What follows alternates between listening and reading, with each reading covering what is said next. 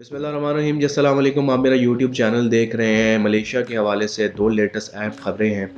एक तो visa on arrival के ऊपर काफ़ी सारी बहस छिड़ी हुई है और अभी तक कोई हतमी फ़ैसला नहीं हुआ, उसके ऊपर आज डिटेल में बात करनी है। इसके साथ साथ जो है वो आउट पास की लेटेस्ट अपडेट्स आपसे शेयर करनी है कि अभी तक क्या है, और इसके साथ साथ जो है वो हम लोगों ने काउंटर सेटिंग के ऊपर बात करनी है। बहुत सारे लोग काउंटर सेटिंग के हवाले से भी सवाल कर रहे हैं। सबसे पहले जनाब, बहुत सारे लोग ये बात कर रहे हैं और अभी तक इमिग्रेशन में एक बात जो है वो अंदर की पता चली है कि वीज़ा ऑन अराइवल किया जा रहा है कुछ ममालिक का, जिसमें पाकिस्तान भी शामिल है। लेकिन अभी तक इसके ऊपर कोई हतमी फ़ैसला हुआ नहीं है, लेकिन उम्मीद ये की जा रही है कि वो तमाम ममालिक जो कि पाकिस्तान, भारत, बांग्लादेश के अलावा हैं, मलेशिया के, इंडोनेशिया के अलावा हैं, उनका वीज़ा ऑन अराइवल कर दिया जाएगा। मलेशिया में ऑलरेडी बहुत सारे ऐसे मुल्क हैं जिसमें आपके ऑस्ट्रेलिया है, आपका यूएसए अमेरिका है, इसके अलावा यूके वगैरह है, यूरोप वगैरह, वो ऑलरेडी वीज़ा ऑन अराइवल हैं। लेकिन अब जो है एशिया के कुछ मुल्कों में भी पाकिस्तान, भारत का भी नाम लिया जा रहा है जिनको वीज़ा ऑन अराइवल करने की कोशिश की जा रही है। अब वीज़ा ऑन अराइवल अगर हो जाता है तो वीज़ा ऑन अराइवल होना एक अच्छा खुशाइन बात है। आपके बहुत सारे पैसे बचेंगे। अगर आप लीगली ट्रैवल कर रहे हैं तो आपको बहुत सारा फ़ायदा होगा। लेकिन इसके ऊपर अभी तक कोई हतमी इमिग्रेशन ने कोई नोटिफिकेशन अभी तक नहीं निकाला कि यार वीज़ा ऑन अराइवल हो चुका है या हो गया है। और अगर आप ट्रैवलर हैं और आप ट्रैवल कर सकते हैं तो आपको वीज़ा लेने की ज़रूरत नहीं है। आप मलेशिया ट्रैवल करके जाएँ, वहाँ पे आपको वीज़ा मिल जाएगा। लेकिन अभी तक ऐसा कुछ नहीं है। बहुत सारे लोग मेरे जान पहचान वाले हैं जो अभी लेटेस्ट ट्रैवल करके आए हैं, वो वीज़ा लेके आए हैं अपने मुल्क से। कुछ लोगों ने इंडिया से ट्रैवल किया है, कुछ लोगों ने पाकिस्तान से ट्रैवल किया है। तो अगर पाकिस्तान और भारत इस लिस्ट में शामिल हो जाते हैं तो ये बहुत अच्छी न्यूज़ है पाकिस्तानी और इंडियंस के लिए। लेकिन अभी तक जो है वो इमिग्रेशन ने इसके ऊपर हतमी फ़ैसला नहीं किया कि क्या पाकिस्तान को और भारत, बांग्लादेश, नेपाल को इस लिस्ट में शामिल किया जाए कि ना किया जाए। अगर ये हो जाता है तो बहुत अच्छा एक मैसेज है, क्योंकि ज़ाहिर-सी बात है टूरिस्ट कंट्री है, टूरिस्ट आएँगे और डेफ़िनेटली टूरिस्ट आते हैं तो मलेशिया की इकॉनमी बेहतर से बेहतर होती है। और जब से कोविड ख़त्म हुआ है तो मलेशिया में थोड़ी-सी इन्फ्लेशन भी हमें देखने को मिली है और कुछ इमिग्रेशन की पॉलिसीज़ में भी तब्दीली हमें देखने को मिली है। बट द थिंग इज़ कि अब देखना ये है कि मलेशियन जो है वो वीज़ा ऑन अराइवल पाकिस्तान को उस लिस्ट में शामिल करते हैं कि नहीं करते हैं। अगर पाकिस्तान इस लिस्ट में शामिल हो जाता है तो बहुत सारे ऐसे ट्रैवलर जो लीगल ट्रैवलर्स हैं और जिनका मकसद घूमना फिरना है, दुनिया एंजॉय करना है, और बहुत सारे लोग जो हैं वो ट्रैवलिंग करते हैं, उनके लिए एक बहुत आसानी हो जाएगी।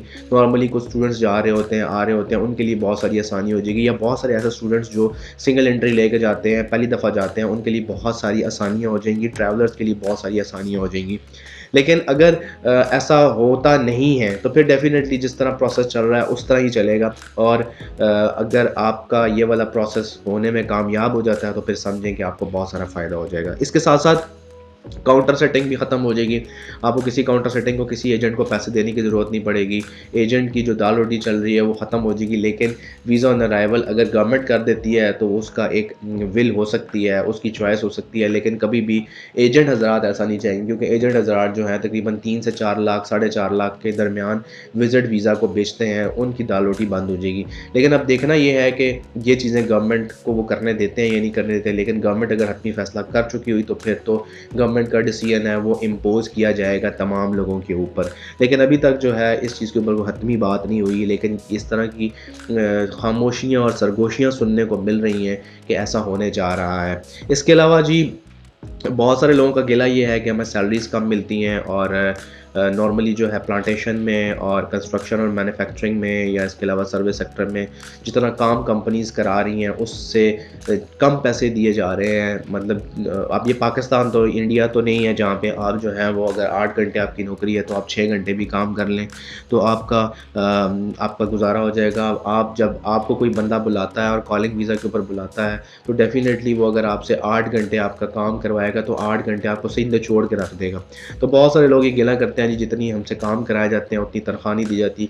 उसकी एक वजह ये है कि हम पाकिस्तान और इंडिया के हिले होते हैं और हम पाकिस्तान में आदी हुए होते हैं कि हम जो है 8 घंटे की नौकरी में 5 घंटे काम कर लेंगे, 6 घंटे काम कर लेंगे, कुछ तो 5 घंटे और 6 घंटे भी नहीं करते।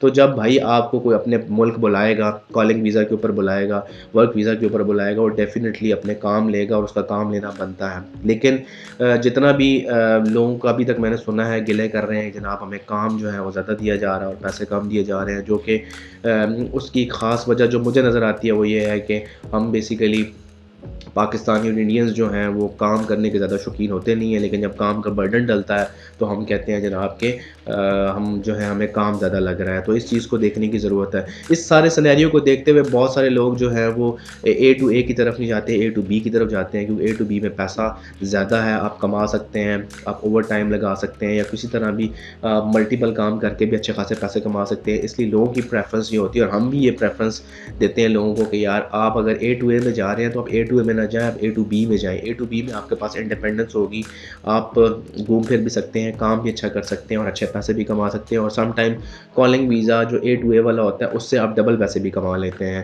تو اس چیز کو دیکھا جائے تو اے ٹو بی والے لوگ زیادہ بہتر رہتے ہیں، اور ابھی تک جتنے لوگوں سے میری ملیشیا میں بات ہوئی ہے وہ اے ٹو اے والے لوگوں کے یہ مسئلے مسائل ہیں کام کو لے کے، پیسوں کو لے کے، لیکن اے ٹو بی والے لوگ زیادہ تر جو دیکھے ہیں میں نے وہ ان کے پاس پیسے بھی اچھے خاصے کماتے ہیں اور ان کے اوپر ورک لوڈ بھی اس طرح نہیں ہوتا، وہ اپنی مرضی سے کام کر لیتے ہیں۔